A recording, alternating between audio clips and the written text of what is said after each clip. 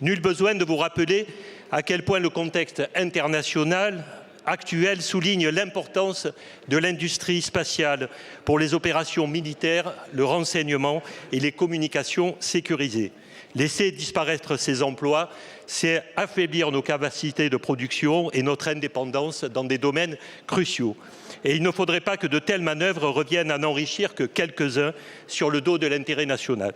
Ma question est simple.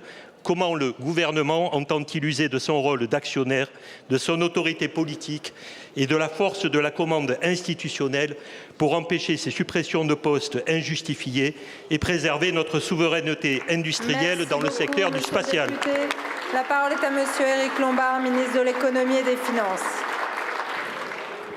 Madame la Présidente, Mesdames et Messieurs les députés, Monsieur le député Jacoberti, effectivement, cette filière est essentielle.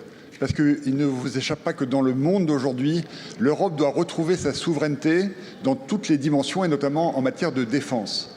Et la défense spatiale, les réseaux de satellites sont un élément essentiel et on l'a vu récemment si nous ne voulons pas dépendre de M. Elon Musk pour notre couverture spatiale. Et je pense que c'est partagé sur tous les bancs.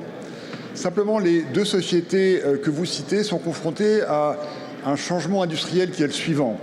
Les constellations du passé, les satellites du passé étaient surtout assurés par des satellites géostationnaires à 36 000 km d'altitude.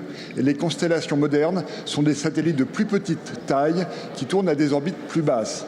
Donc ces sociétés doivent opérer des reconfigurations industrielles. Nous avons reçu avec le Premier ministre, avec le Président de la République, vendredi, les dirigeants de ces filières, et notamment les sociétés de tête des deux sociétés que vous citez. Les réorganisations dont vous parlez sont des réorganisations industrielles qui se font par des mobilités internes, en respectant les compétences qui sont très fortes des salariés, de façon à ce que ces salariés qui faisaient les satellites du passé puissent être mis sur des postes où ils fabriquent les satellites du futur et qui vont ainsi assurer notre souveraineté et la souveraineté assurée par les sociétés Eutelsat et OneWeb qui effectivement sont détenues en partie par l'État. Je vous remercie.